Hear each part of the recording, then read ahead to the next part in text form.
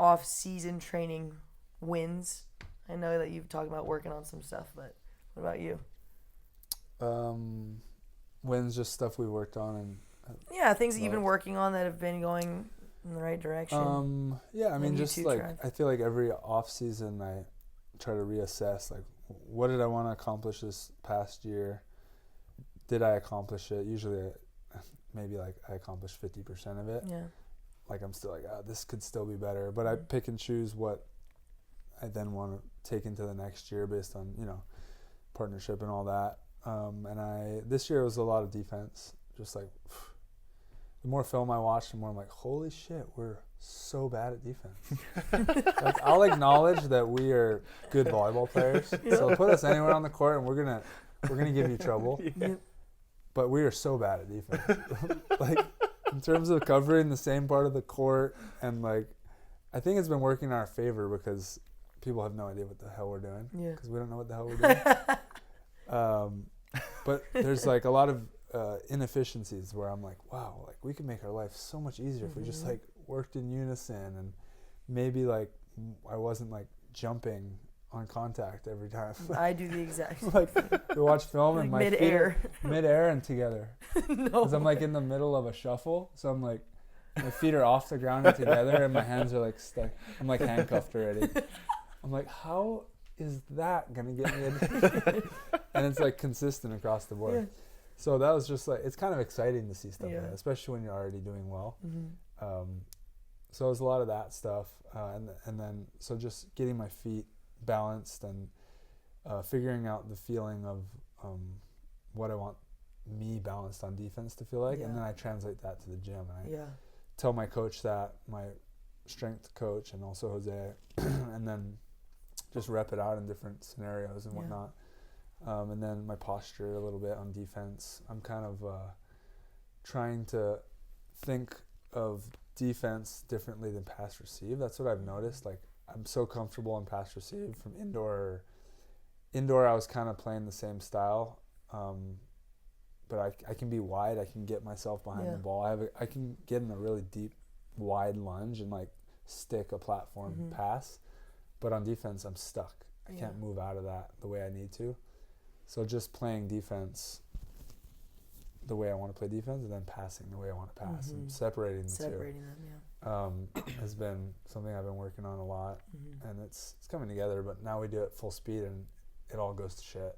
Like we were saying earlier, I'm like, God, okay, this is perfect. I fixed everything, and then we do it full speed, and I'm just right back to my old habits.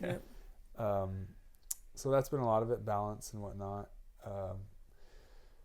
Honestly, like communicating with the team, being on the same page, and like learning how to listen to each other. And at this point and where we're at, like 4 years in, 3-4 years in, it's like we gotta really like find that synergy and like work together and all that stuff. So that's been a big part of it. I did a lot more strength training a little bit earlier this year. Like I let Mikkel really, what was it? I guess like November. Let him really like build me up, like break me down, like do a lot of strength, hard stuff, so that my body was more ready for the longevity of the season that's going to come. Because I think a lot of us forget that we had 2 COVID seasons. Yeah, like we're like, you can't expect your body to, do the same, or why am I not being able to figure out the word? But your body can't perform the way that it did for those 3 events. If you train it for those 3 events, and a lot of us are like, yeah, well, it worked last year, so I'm going to do it. Like, no, we're going to play in 3 times as much. It's a demanding season. And now we're sitting together as a team and saying we want to make Sundays on the FIVB. Yeah. That's another day of volleyball and 1 day less to get to the next event. So we need to like train our bodies to be used to that by the time season comes around. So that's why I started earlier. Other than that, I leave a lot of it up to my team. Communicate as much as I can about like what I'm learning on my own and what I want to work on, but then be like, okay, shut up and let Jose apply it to our team as a whole. Because at the end of the day, me getting better isn't helping the team. The team getting better is helping the team. And then same thing with my trainer. I have a guy I really trust, so I give him the information and let him do what he wants with it. That's solid. That's it. I do another question off that. So what would you suggest is the best way to be able to last on with all these events, like outside of practice? Like, are you pushing a bunch right now to build strength, or are you kind of sustaining the same type of thing as the season goes on? How often are you lifting? Like those types of things. So, well, it's changed so much over the years. Like when I first came out, I think it was a lot more of, and this is for most people, a lot more of like lift hard in the off season and then like don't really lift much in season. And then as the years went on, like obviously I partnered with John Hyden and he just like flipped my whole brain on everything. But then I saw Nick Lucena, who's tight with Hyden, take on his stuff. And I saw Phil do it, and I saw Jake do it, and I see April do it. And what that is they just keep strength training hard throughout the whole time. And it doesn't mean like just like breaking yourself down. Yeah. You know when your body's hurting and it needs rest, and you can take that rest. But you don't just stop. Like you keep going hard on your off days, and understand that the body only needs 3 days to fully recover. Yeah. You know, a lot of us are like, I got to take the week off. Like, it's too much. You don't need it. Yeah. If you're broken down on Sunday, like from an event, right? You take Monday off. You can be in the gym Tuesday, like hitting it hard. You don't have to, you know, I don't lift super heavy. So a lot of it's recovery. You're opening your body up and all that. But like getting your muscles burning again. And then let's say you play Friday. Like Tuesday you work out hard, and then you have Wednesday, Thursday to recover, and then you realize by Friday you're like, my body's at 100%, and I got a workout in. I'm recovered from that workout. That was kind of more of a recovery workout, rather than like just killing yourself and then taking 4 days off and then trying to be at your best again. Yeah. Like the best athletes that I'm seeing are just like in the gym the next day. Even like I'm like, I just ended the tournament, I'm taking the next day off. I'm still at that point. But like a lot of them aren't. Like Nick, April does it. Hayden was at last match of season, he's in the gym the next day. I'm like, you're psycho. Yeah.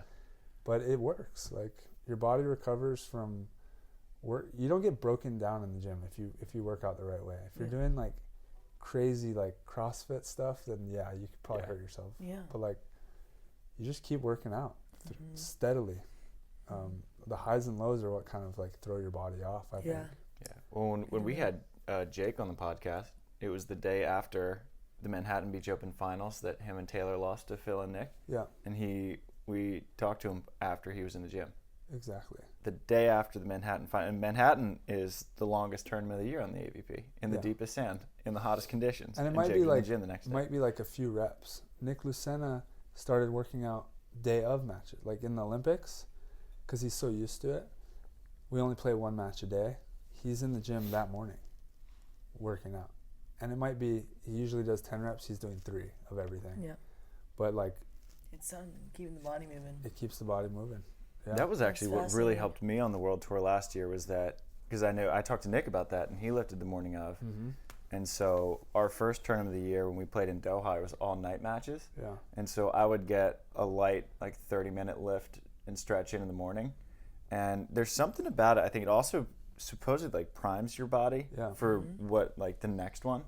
And so I played like some of the best volleyball, and I was like, all right, well, I need to do this every time. But then last year, like nothing really physically, like I was totally fine through the whole year last year.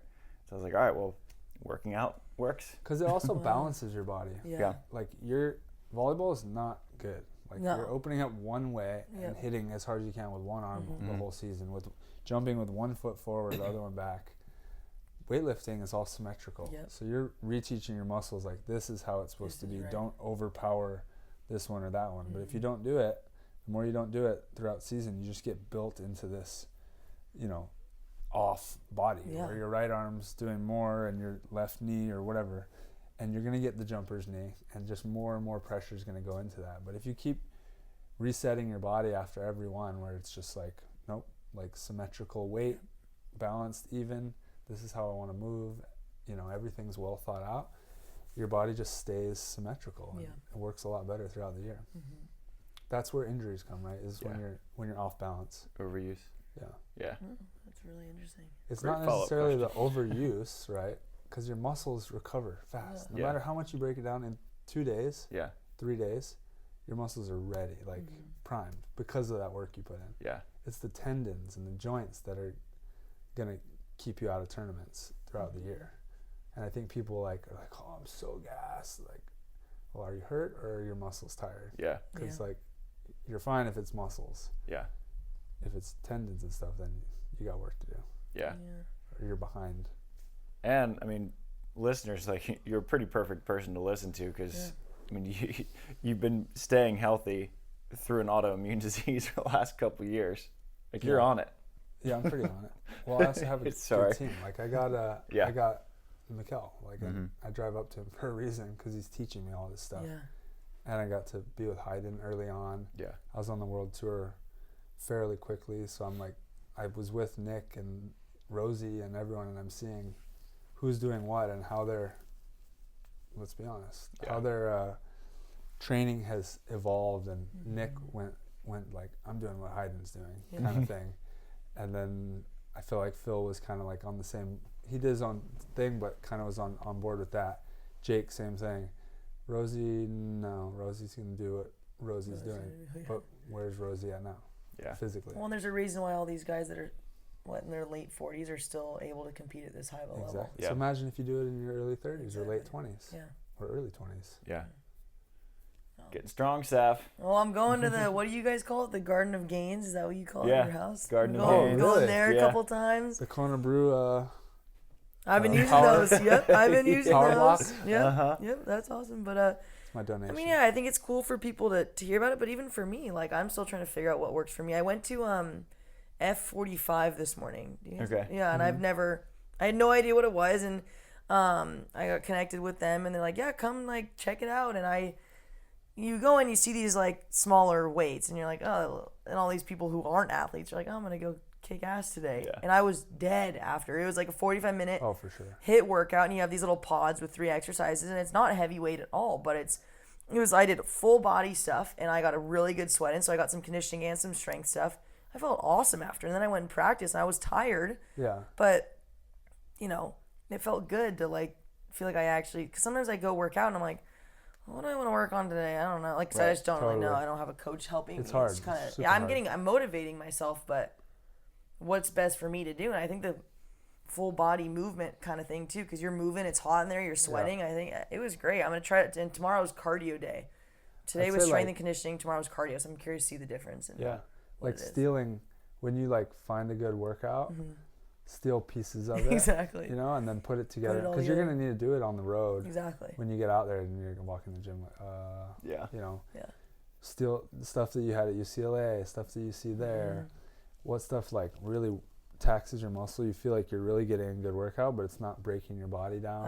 That kind of stuff. I liked it was 40 seconds on, 20 seconds off. I kind of liked the time stuff because when I go lift on my own, and I'll do my reps, and then I'll be like, ugh, I'm so tired, and I'll just like lay there for like 5 minutes in the turf. I'm like, okay, I need to get up and do my next thing. Versus this, that you have to keep going. You're going, and you're done in 45 minutes. That's all. That's all it takes. So which is I thought that was really cool. Matches like 45 minutes. 20-second would be a long play. Yeah. So it's good, like simulating real playing. Yeah. Exactly. One of my favorite ways to time your rest is you give yourself 10 breaths in between your sets, because then it really focuses on your breathing. And you're taking huge breaths, and you're going real slow. Yeah. One. Yep, exactly. And then like you get like sort of, it's like meditative. You get kind of zenned out from it, and then you go back, and it's breath work combined with strength and conditioning. I forget where, I think I read that in Tools of Titans. One of the people had that, and I've loved that. Was in there actually. Yeah. The guy that does Art of Breath.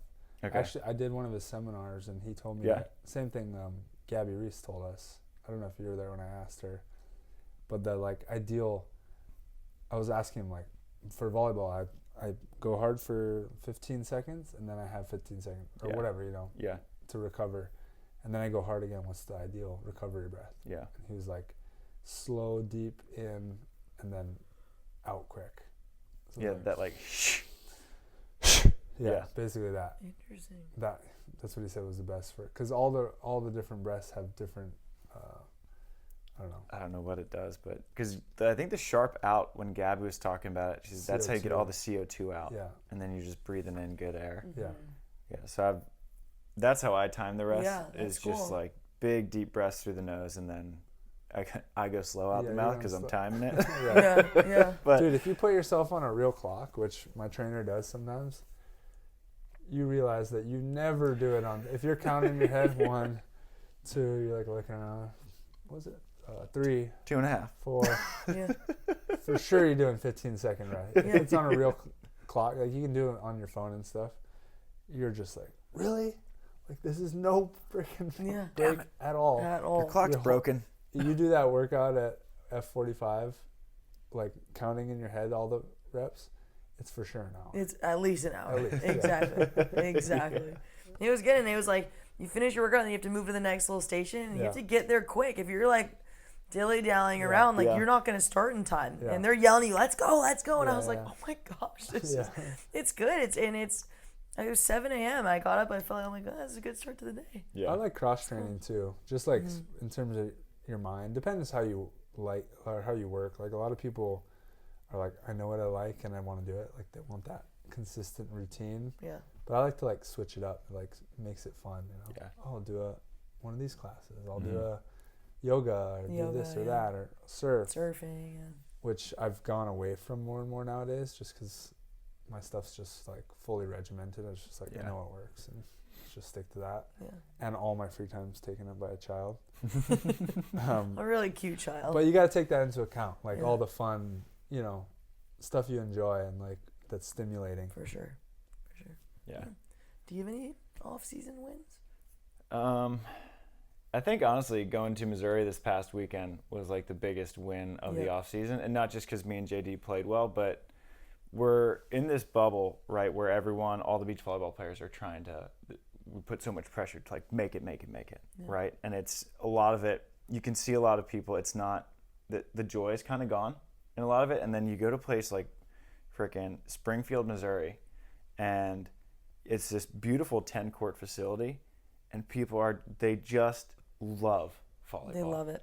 They absolutely love it. And, we had this co-ed tournament on Sunday, and this girl drove in 7 hours from Nashville to play with me, and it was just like the highlight. Like this co-ed tournament was the highlight of people's weeks, and they're like, oh, I can't wait to get off work and play volleyball. Yep. And it's just so fun to be around people where volleyball is enough as it is. Yeah. Right? And so we're all, especially I was getting sort of just like bummed out with volleyball, just like seeing all the group texts and everything. And then everyone, when the AVP schedule came out, people were like, oh, well, don't quit your day job. We're all bummed. And I was like, going to Missouri and just seeing people love volleyball. It's like this, it was just so refreshing. And we played this couple, Clint Ross and his wife, and they got married at a volleyball court in Tulsa, Oklahoma last summer. And during their wedding, they had John Hyden run a clinic. The pastor, who was officiating the wedding, was wearing an AVP officials jersey. The groomsmen were in AVP volunteer shirts. And I was like, this is the purest thing I've ever seen in my life. Like, you're talking about volley enthusiasm through the freaking roof. And I was like, this is it. This is the magic. It's just cool like, that exists. Yeah, and you need to travel to these little places to find these like little bits of magic in beach volleyball. And I was like, I think that is the heart and soul of it right there. Yep. More than trying to make it as a professional, because like you can find that magic everywhere, but professionals, it's the top 1% of the 1%. It's really hard. I wish that top pros could get out there more and like do that kind of stuff that you do, usually earlier on or whatever, getting invited to those things. Obviously, at some point you just got to be like, I don't have time for that, if you're not getting paid, basically. Yeah.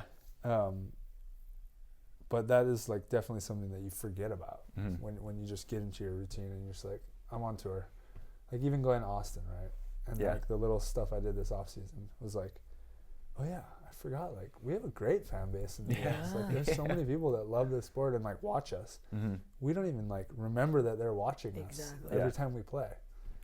Yeah, it's just me. It's just so cool just to see people, and like people in Missouri are like, I love SANDCAST. I'm like, this is the coolest thing. Like it's so fun. Yeah. Like there's so many people who just love volleyball, and so for me, like it was just so refreshing, because it just like, I don't know, it was just like a little reminder that like all is well in the world of volleyball. Like it's still fine. Yeah. It'll have its problems like any other sport, and every other sport has problems. Yeah.